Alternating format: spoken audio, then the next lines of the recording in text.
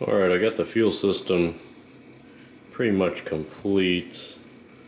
Gonna replace that pressure gauge with maybe a sensor, or I'm just gonna use it to set the pressure and remove it, but for now it's pretty good. I'm not certain that I like what I did over here.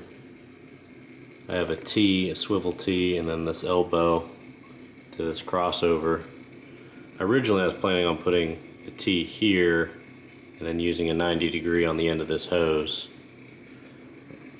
We'll see. I can't really say right now, but this will get it running. And unfortunately this is in the way of the cruise control lever, or the rod that connects cruise control to the throttle, but my switch inside broke on me just recently, so I gotta order a new one of those anyhow, and that'll give me some time to figure this out. I might have to make it kind of zigzag and go underneath of here, or rotate this up. And I think if I rotate it up, I'd probably put maybe a 45 degree fitting on it.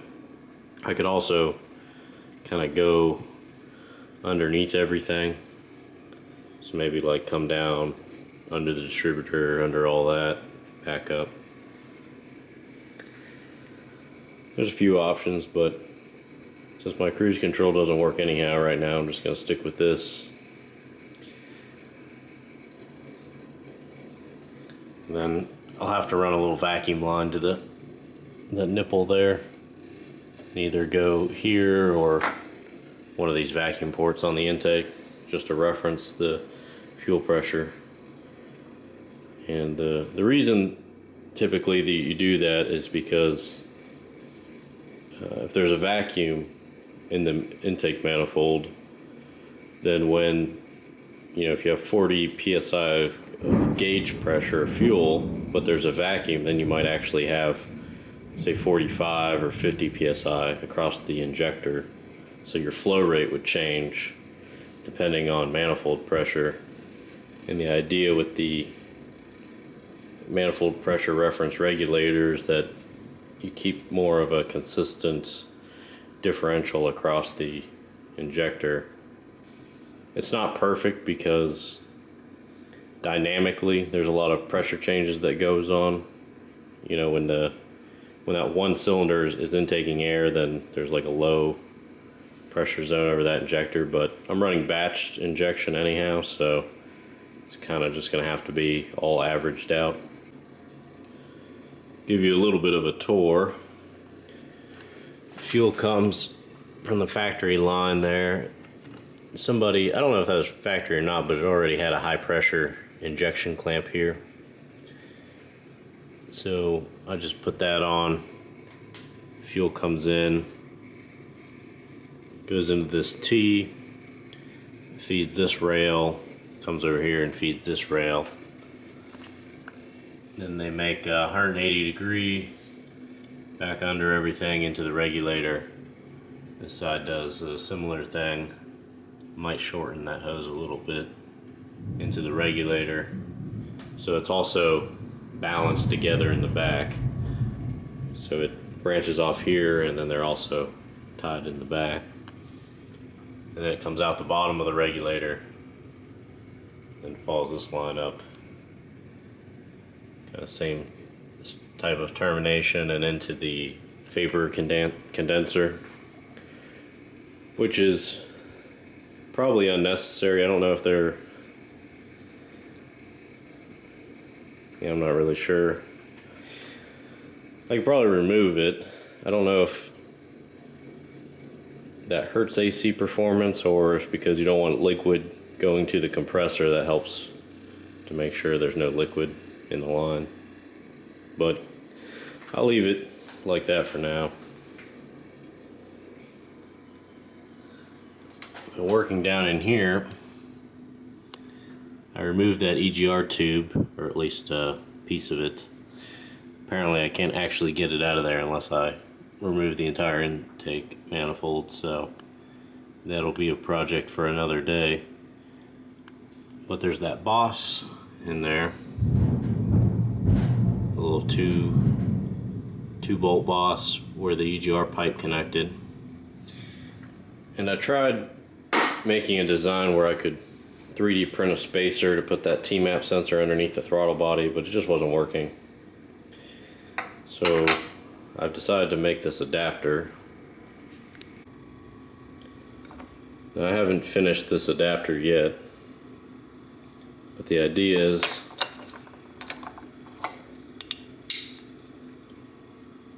the sensor will go on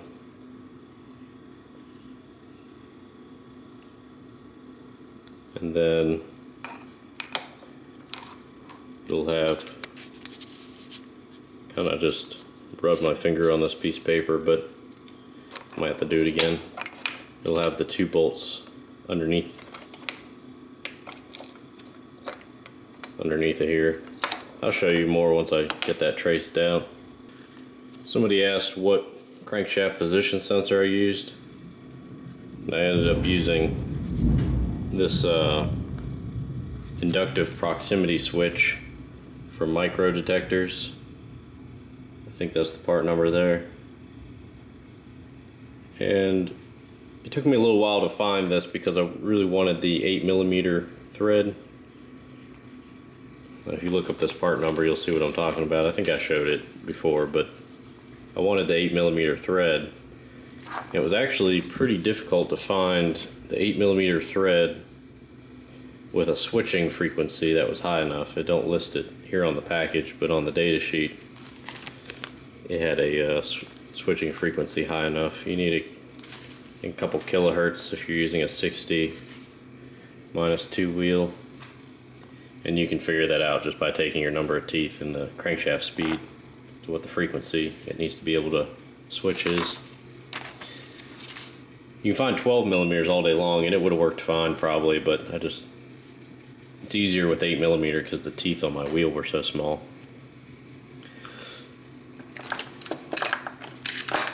I did finish the throttle position sensor adapter, so I'll show that.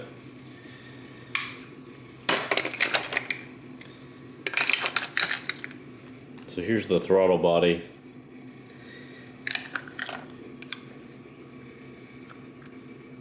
Focus. So there's the throttle. And the original sensor that goes on the side here is just a switch. It's either on or off, basically. This thing didn't come out too pretty because I had to use my lathe as a milling machine to cut these slots. But it does work. Then the clocking is purposely off a little bit from 90. And this is a Ford. This comes off like a 95 Ford truck. You know, a 5-liter, a 302, 351. I think any of the Fords pretty much use the same sensor, so it uses those little dogs in there. This guy fits perfectly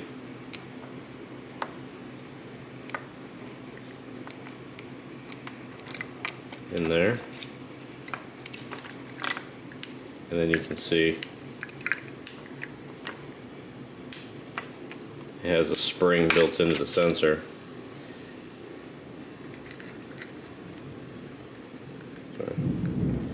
Very difficult to do this stuff one-handed. And I don't have a tripod. Guess I should get one.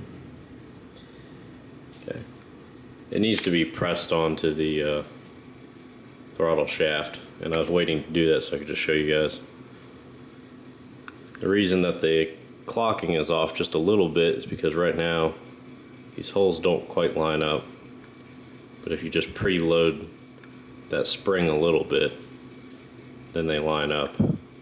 That just takes any chance of slack being out of the system, and it rotates further than the throttle rotates, so you're not going to run out of travel.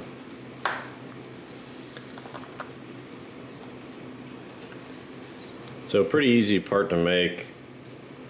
You could probably make it with hand tools. I don't think this has to be, I mean, you can tell it's not perfect. and I had to finish it with a file to get kind of a, sorry it's storming, I had to finish it with a file to get kind of an angled slot, because the little dogs inside these sensors are actually kind of a trapezoid shape, I guess. And instead of doing this plunge slot with the end mill, you could probably just take a grinder and a cutoff wheel and just cut like a big flathead slot in it to engage with the throttle body. So I don't think you really need any kind of special tools to make this. I mean, it was nice having the lathe, but if you could just find any kind of piece of material about that diameter that'll fit in there, or fit in the sensor, it's actually the smaller size, then that's pretty straightforward. So let me get on to tracing the pattern onto here, and then go put this in a vise and cut all the extra material off, and then I'll probably be working it with files to get it to the trace. So I'll be right back. So this didn't come out like I wanted it to, but I guess that's how it goes sometimes when you just kind of removing material by hand. Get a little thin right there, and I thought I kind of measured it, but I guess I messed up. So if you see, the issue here is that let's see if I can put it together.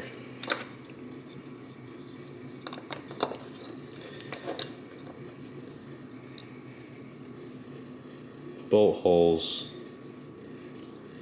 actually end up, the plastic gets in the way. This side's, so it'd probably work with one bolt. This side's not too bad.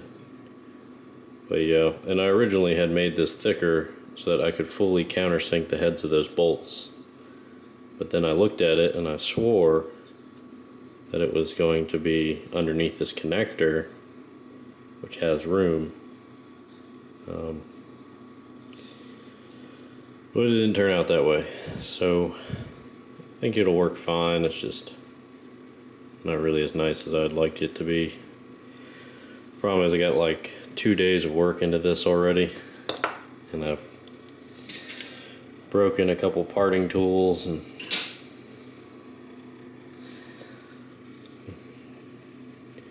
I don't know. I am really gonna have to just bite the bullet and buy a mill, preferably a CNC. But anyhow, I got it made. It'll work. You can't see it. Let me show you it on the car. There's the adapter installed on the intake manifold.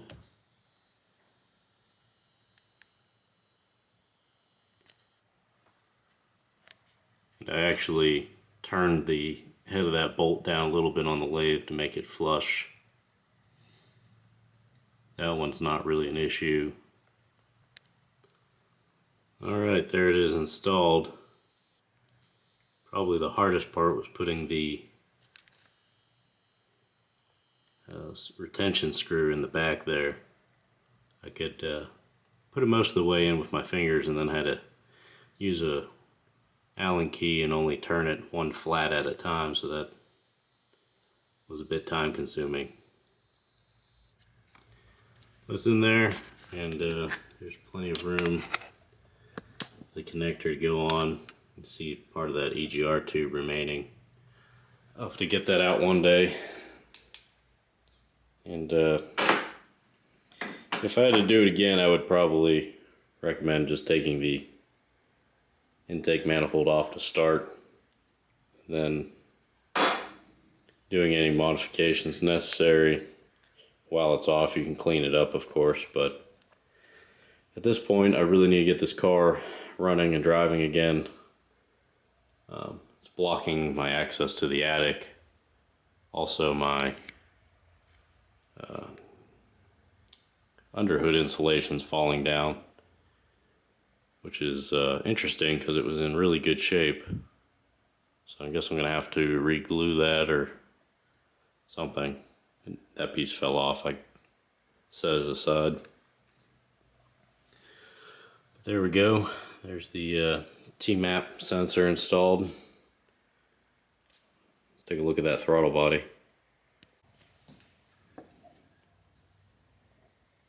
There's that throttle body adapter, or throttle position sensor adapter I made. It doesn't look very good. Some of that's just from installation. The slots are a little rough, but they seem to fit the sensor good. So I guess that's all that matters.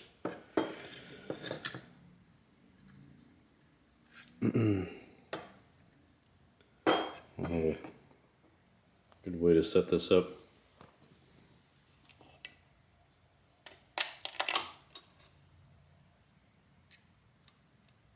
This little spacer goes on and gets centered by that feature there.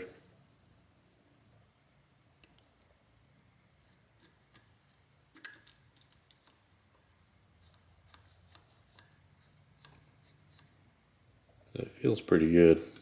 And there's a gap under there, but probably what I'll do is just put a little dab of blue Loctite on and snug it up.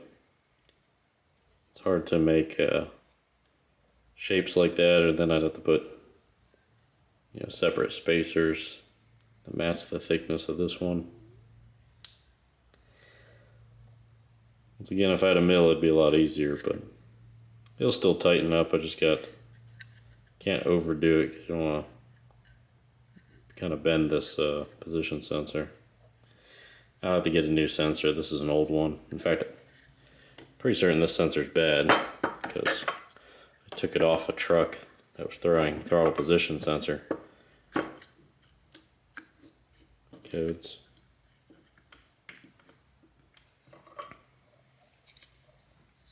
But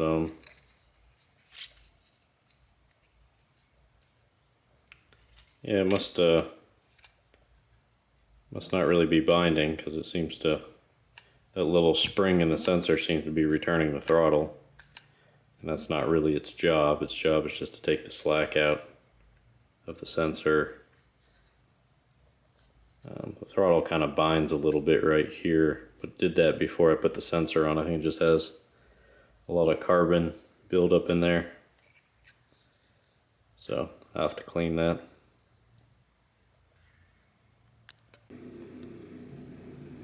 Got everything installed. I didn't put any bolts in the throttle body since I'm going to change that position sensor out for a new one.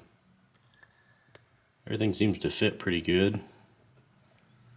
Doesn't look like you'll be able to, or I'll be able to plug in the TMAP sensor with a throttle body in place. Well, probably with some long needle nose pliers or something, but I don't think that's too big of an issue. I think it'll be pretty clean install because you can't see it, but I wonder if I had to do it over again, I don't know if I would actually do that or go ahead and mount separate temperature and pressure sensors. Next is basically wiring everything. So building up a connector and harness to go to that TMAP, the throttle position sensor. Kind of want to hide everything, but I don't want to make it where, to reroute the harness, it's impossible, or you end up having to take a bunch of stuff off to get to it.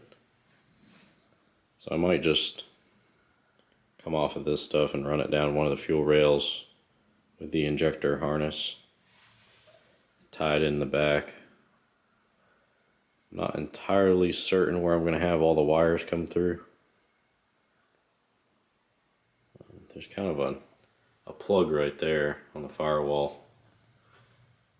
I believe that just slides up out the top. Their harness actually just kind of goes through this hole there. I could probably add my wires to it. But something I was looking at doing is I bought a whole pallet full of electrical stuff. These are all mil-spec connectors. These are Amphenol brand. You can see the mil-spec number there. It's MS 3126. It's a little hard to read that. I got all sorts of different sizes and types. That's probably the biggest one I have. I like this one. It has a little flange on it. And I think that would probably be plenty of wires. So if I can find the mating connector for this one's a MS3122 E16-23S. I got a whole pile of them in all these yellow bins. I need to dig through and try to find the mating ones. There's a cat in a fuel tank. So I think that's pretty much it. We got the crankshaft position sensor, the manifold air temperature and pressure sensor, the throttle position sensor, the injectors, the fuel system finished out. I'll have to run a vacuum line off of that fitting to the manifold. And I might fix up some other things. I see that check valve. That line goes to the brake booster. And that check valve definitely has seen better days. So I may replace that and just try to clean up some things here. Probably going to get it running on just the fuel first and leave the EZL for the ignition. Or I may go ahead and swap out that coil for a logic level coil and try running, try controlling the coil with the distributor still hooked up. Unfortunately, removing these wires, a couple of them broke off. That really looks like solid core wire. So I may have to change those out anyhow. A new set for a new replacement set's like $150 or so. But if these are solid core, I may need to make my own ignition wires for have the inductive cores or a carbon core so that the noise is suppressed. Almost looks like there's a focus. I don't know if that was just rubbing on something or if it was burned through there. Now, these wires don't look to be in the best of shape, so it's probably time to put new ones on it anyhow. Well, I think that's it. Next video will be hopefully me routing some wires, and soon enough it'll be running. Thanks for watching. Bye.